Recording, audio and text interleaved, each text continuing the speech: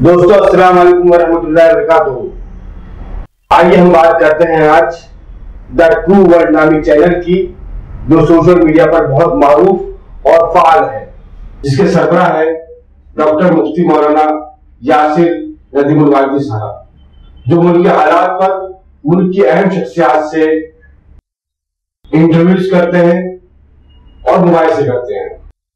Surgical strike की 50वीं किस्त में मुल्क की खतरनाक शख्सियत जमीयतुल उलमाए हिंद के जनरल सेक्रेटरी मौलाना महमूद बदरी साहब से गुफ्तगू की है।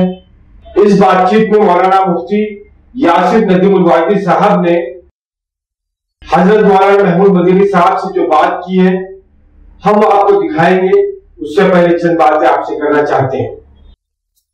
मौलाना महमूद बदरी साहब ने गुज़िश्ता दिनों एक तकरीब के दौरान मुल्क के सियासी मंजरनामे को लेकर जो बात कही, उस पर मीडिया पर बहुत वावेला मचा हुआ है।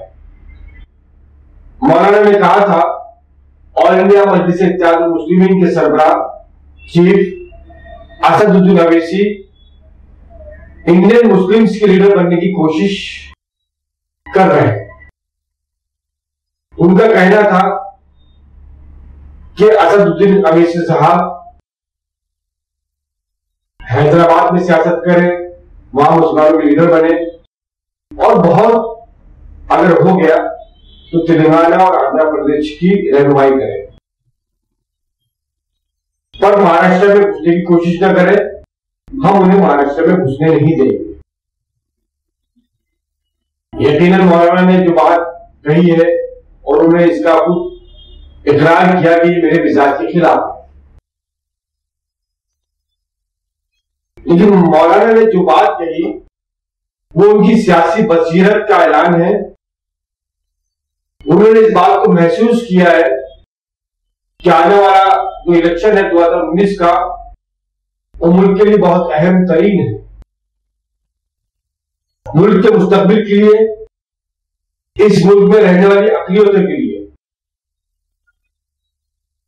और सबसे अहम बात कि आज जो फिरका परस्तों की सरकार है, जो हिंदुत्व की बात कर रहे हैं, देश के संविधान को खत्म करने की बात कर रहे हैं, आज देश के संविधान को बचाने की जरूरत है। और वो हर शख्स जो इस मुल्क का सच्चा शहरी है, वो देश के संविधान को बचाने के लिए, इस मुल्क के को बचाने के लिए यकीनन अपना सियासी राहनुमाई तय करेगा। उसी में मुसलमानों की एक बड़ी आबादी है। इस मुल्क के 20 करोड़ मुसलमानों के वोट जो है, इस मुल्क के सियासी मंजरनामे को बदलने की बहुत बड़ी ताकत रखते हैं। आजादी के बाद से लेकर आज तक मुसलमानों ने सिर्फ कांग्रेस को वोट दिया।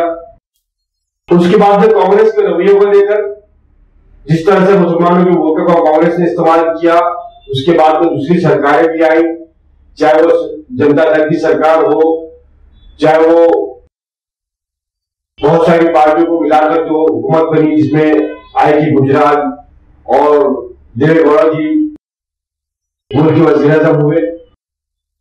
सभी ने मुसलमानों के वोटों को सिर्फ और सिर्फ इस्तंजे के ढेले की तरह इस्तेमाल किया और फेंक दिया। यकीनन इन सभी पार्टियों से मुसलमान जो है नाराज भी है, लेकिन आज के हालात में जिस तरह से देश के हालात 2014 के बाद में बदले हैं, मुसलमानों पर जो जुल्म सितम का पहाड़ तोड़ा गया, दलितों के साथ में बहुत बुरा सलूक हुआ,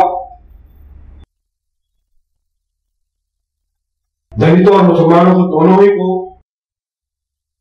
जालिमों ने अपने जुल्म का शिकार बनाया। और आज हालात यह है कि इस मुल्क का हर शहरी महंगाई से, बेरोजगारी से, और जिन जिन वादों को लेकर के सरकार आई थी, उससे मायूस है और फिक्रमंद है। हम यहां पर आपको एक और खबर की जानकारी ले जाना चाहते हैं, जिसमें महाराष्ट्र के वजीर आला फडणवीस साहब ने यह ऐलान किया है कि मराठों को कानूनी पेचीदगियां निकालकर उनको रिजर्वेशन दिया जाएगा। मराठे एहतजाज न करें, वो 1 दिसंबर को जश्न मनाने की तैयारी करें।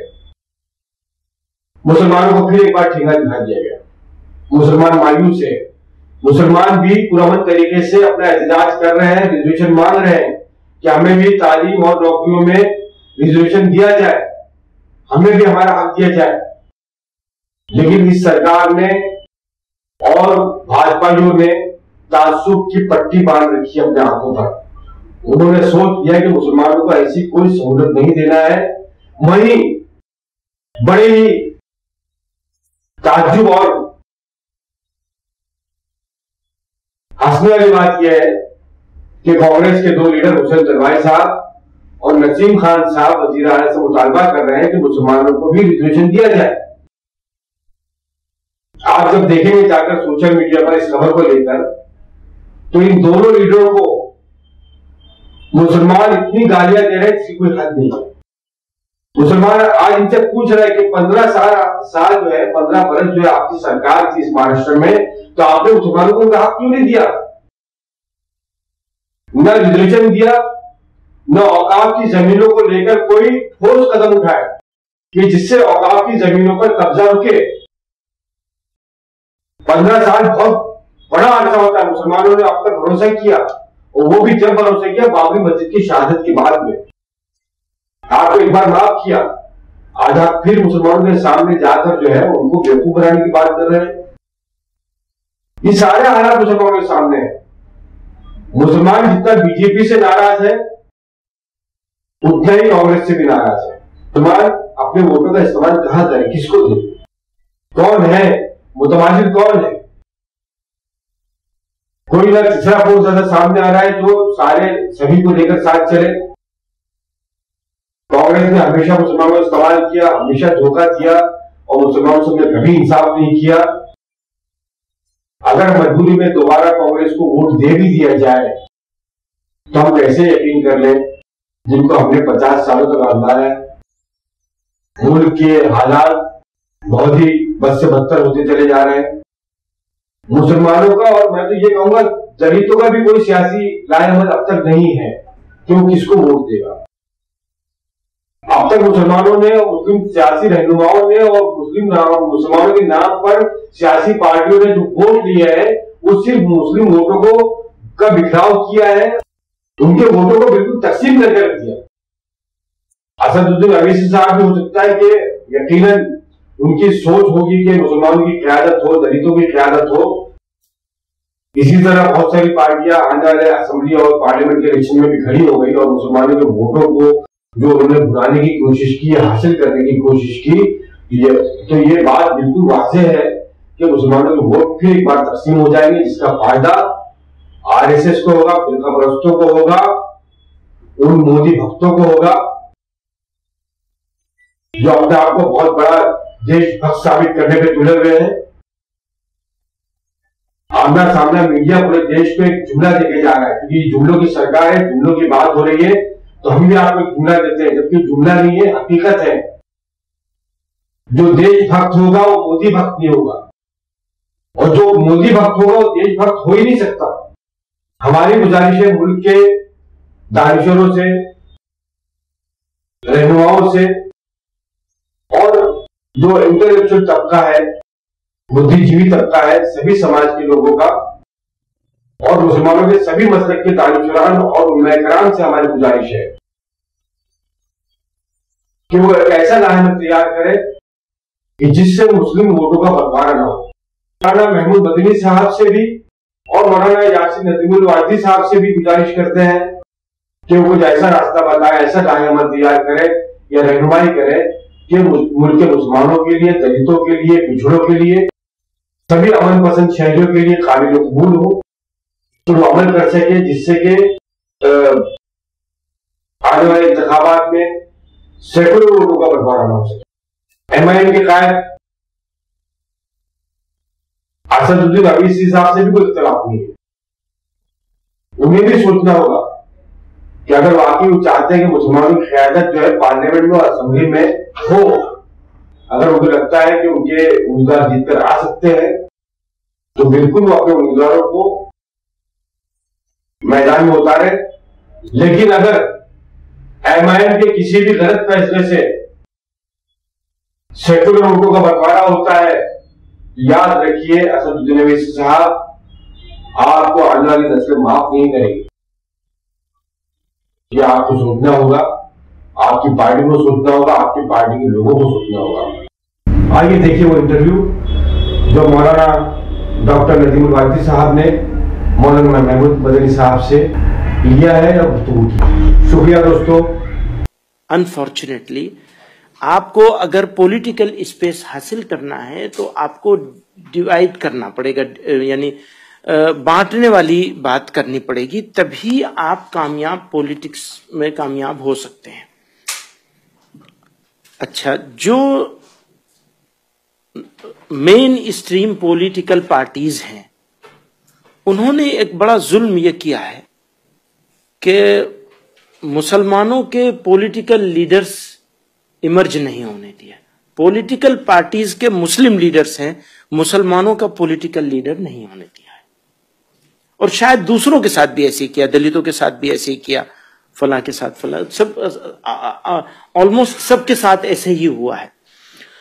तो मैं तो इस बात का बहुत विरोधी हूं कि मुसलमान बहैसियत मुस्लिम के अपना कोई पॉलिटिकल लीडर बनाए, इसका विरोधी हूं और इसको मैं मुसलमानों की मुखालिफत समझता हूं। मैं उनको बहुत अच्छा आदमी मानता हूं, असदुद्दीन ओवैसी साहब को, लेकिन यहां पर मैं उनसे बिल्कुल डिसएग्री करता हूं कि वो मुसलमानों के, इंडियन मुस्लिम्स के पॉलिटिकल लीडर बनने की कोशिश कर रहे हैं। इसको हम कामयाब होने नहीं देंगे किसी कीमत पर, बिल्कुल नहीं होने देंगे। आप हैदराबाद के पॉलिटिकल लीडर बन जाइए, वो ठीक है, मुझे वहां तक भी मंजूर है कि वो आंध्रा और तेलंगाना के बन जाए, इससे आगे नहीं जाना चाहिए। महाराष्ट्र में नहीं आना चाहिए, बिल्कुल नहीं आना चाहिए। अस्सलाम वालेकुम रहमतुल्लाह, मैं हूं यासिर नदीमुल वाजिदी। सर्जिकल स्ट्राइक की 50वीं किस्त पेश खिदमत है। आज का ये प्रोग्राम दो एतबार से बड़ा अहम है। पहली वजह तो यह है कि आज हम सर्जिकल स्ट्राइक की हाफ सेंचुरी मुकम्मल कर रहे हैं। थोड़े बहुत वक्फों के बावजूद ये प्रोग्राम अल्हम्दुलिल्लाह जारी है और इंशाअल्लाह आइंदा भी जारी रहेगा। और दूसरी अहम वजह यह है कि आज के प्रोग्राम में हमारे मेहमान हैं जमीयत उलमा हिंद के कायद और जनरल सेक्रेटरी जनाब मौलाना महमूद मदनी साहब। मैं तहे दिल से मौलाना का इस शो में इस्तकबाल करता हूं। ऑब्जर्वर रिसर्च फाउंडेशन ने 9 अक्टूबर को दिल्ली में एक प्रोग्राम मुनक्किद किया जिसमें उसने मौलाना महमूद मदनी को मदऊ किया। प्रोग्राम में लोग अगरचे कम थे लेकिन सभी इंटेलेक्चुअल्स थे और इस प्रोग्राम में मौलाना ने जो बातें कही उनमें से चंद बातें सोशल मीडिया पर खूब वायरल हुई। उनके असदुद्दीन ओवैसी साहब के ताल्लुक से रिमार्क्स ने सोशल मीडिया बल्कि मेन स्ट्रीम मीडिया पर बहस का एक बाजार गर्म कर दिया। मेरा अपना मानना यह है कि जो बात मौलाना महमूद मदनी साहब ने उस प्रोग्राम में कही उसकी बुनियाद जमीयत उलमा हिंद का एक कदीम मौकिफ है। यह अलग बात है कि उस बात को शायद अगर दूसरे अंदाज से कहा जाता तो वो बात ज्यादा मौसिर होती, लेकिन मेरे नजदीक ओवैसी साहब के ताल्लुक से उनके रिमार्क्स सानवी दर्जे के हैं। असल बात यह है कि मौलाना जिस मकाम पर हैं वहां उनके मुंह से निकली हुई हर बात जमीयत उलमा हिंद की पॉलिसी बन जाती है। तंजीम का शानदार माजी और रोशन मुस्तकबिल है, उसकी पॉलिसियां मुल्क के मुसलमानों के सामने बिल्कुल वाज़ेह होनी चाहिए, खाह वो मुसलमान इस तंजीम से जुड़े हुए हों या ना हो। इसलिए ORF में की गई तकरीर की बुनियाद पर मैं आज मौलाना से कुछ सवालात करना चाहूंगा।